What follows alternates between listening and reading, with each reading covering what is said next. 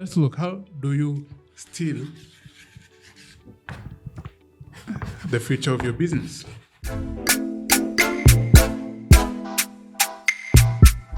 I told someone the other day that the reason why their businesses failed was because they stole from the future of that business.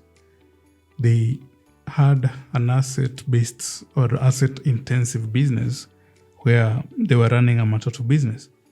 5-6 years down the line, the business is no longer going on. And as much as the owner said it was hard economic times, I explained to them that they literally stole from the future of the business. I don't want you to repeat the same mistake. Let me explain. You have your business, but instead of stealing cash and profits from your business, you're stealing the assets or the future of the assets. So let's look, how do you steal the future of your business?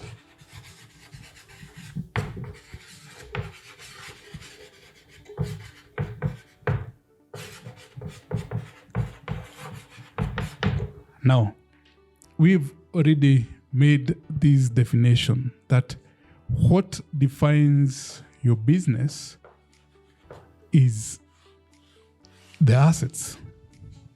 That's what defines your business. And today, I want us to look at a person who has a logistics business, meaning that their major asset are vehicles. So, this is how the future of this business should look like. That this person uses the vehicle for whatever number of years that God gives him to live on earth, and that asset generates him an income. So, meaning the future or the continuity of this business depends on how well they use their asset to generate the income, the vehicle. And most businesses, since the reason why they would fail is because at the end of a certain period, when these assets can no longer be used, it means that in year 5, year 6, and the years to come, this asset is unable to generate as much income as it was generating in the first few years. Reason being, the life cycle of that, or rather the owner does not understand the life cycle of that asset. Let's look at a simple asset that you can use in your logistics business. Let's assume that this owner has an asset that we all know of and call it a matatu. So a matatu is the Kenyan version of any transport vehicle, be it a minibus, be it a Nissan van, be it a Toyota van, be it a Probox van that is used to carry people. So it's a matatu. Let's look at the life cycle of this item. So the first thing you do is buy. Let's, for discussion's sake, assume that this vehicle is worth 2 million shillings. So you buy it. Then the next thing is you use it. And while you're using it, you will incur expenses like repairs. You'll have to change the tires. You'll have to change the oil once in a while, after every number of kilometers, etc. And at a certain point, this vehicle will either need to be disposed, or I don't know whether there is such a word, but you get the meaning, disused. You can't continue using it forever. So this is year 1. This is between year 1 and year 5. And this is year 5. So what happens to this owner in the 6th year? That's the question. 2 things. 1, this owner will need to have a new matatu in the 6th year so that he can continue enjoying the life, the income, the benefits that he enjoyed from the previous matatu that he had from year 1 to 5.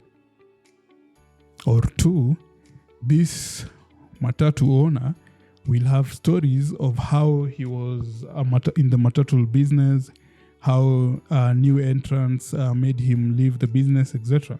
But the simple reason, which he might be ashamed to tell you, is that when his matatu reached the 5th year, when it was supposed now to be discontinued or disused, he didn't have money to buy a new one or to replace. And since customers are always looking for comfort, for reliability, they'll not use your rugged old matatu that needs to be pushed to start, that needs to have a stone in the front wheel for it to stop, that doesn't have windscreen, that the lights are not working at night. No one will use it. So you will definitely find yourself out of business. So it means that you've been stealing from the future of your assets. And how do you do that, you may ask? And this is where an accounting concept comes in. This accounting concept is called depreciation. But how it is taught in class is like this. You're told that depreciation is an expense for wear and tear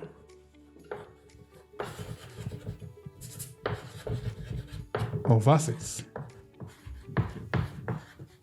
So when you think about depreciation, you think about wear and tear. When you think about wear and tear, you think since you're using an asset and it breaks down, it needs to be replaced and all that. So there's an expense for wear and tear. Then you have the formulas that depreciation equals cost minus residue value divided by the life. You get the depreciation per every year or per every month, etc. You pass your exams because you know what the definition of depreciation. But when it comes now to real life application, I would want us to redefine depreciation as a non-cash expense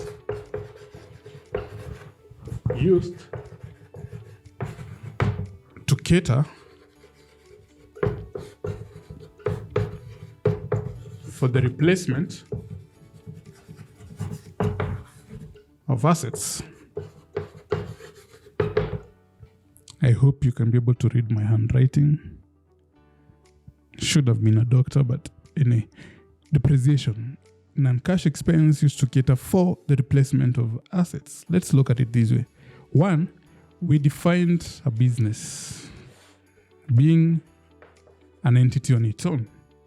We defined the transactions having to involve third parties. And a third party is also separate from the business, meaning if we are paying expenses, these expenses have to move from the business to the pocket of a supplier, to the pocket of the landlord, to the pocket of any third party that we have. So, meaning those expenses are cash expenses. But when now we talk about a non-cash expense, what do we really mean? It means that that expense, as much as it's paid out, it doesn't leave the business. So it is paid from the main cash flows of the business into a reserve within the business. Now, to be able to understand this concept, I want us to have an illustration of 2 asset owners, 2 matatu owners. These 2 matatu owners, we'll call one A, or let his name be Anoni. No, there is no name like that, but for the purpose of our class, he'll be the first guy. And the second one, let's call him Mouse. Not with a near at the end. So not a mouse, but just a name. And these 2 people have brand new matatus at the beginning of year 1. So we assume, for the purpose of this illustration, that they both make an average of about 500,000 per year after the normal running expenses of a matatu, the fuel, the conductors, the insurance, whatever, 500,000, which might be low, but for the purpose of this definition, this is 1 year. This is how much they make net, 500,000. Mouse and Anoni, they both make 500,000. Then these two people have two different approaches to their assets. Anoni knows that this asset has a life, and its life is 5 years. As much as Mouse knows the same information, that his matatu has a life of 5 years, he doesn't have anyone to tell him what to do with that number, 5 years. He doesn't have an advisor. So what does he do? He doesn't take into account this concept of depreciation. So he doesn't have an expense that he will use to cater for the replacement of the asset at the end of the 5 year. So what happens? Anoni saves 200,000 every year for the sake of depreciation. So it means he is left with 300,000 as what he would call his profit. So this 200,000 has not been paid to a third party. But Anoni is not having access to the 200,000. It has been put aside in a reserve. He cannot use it.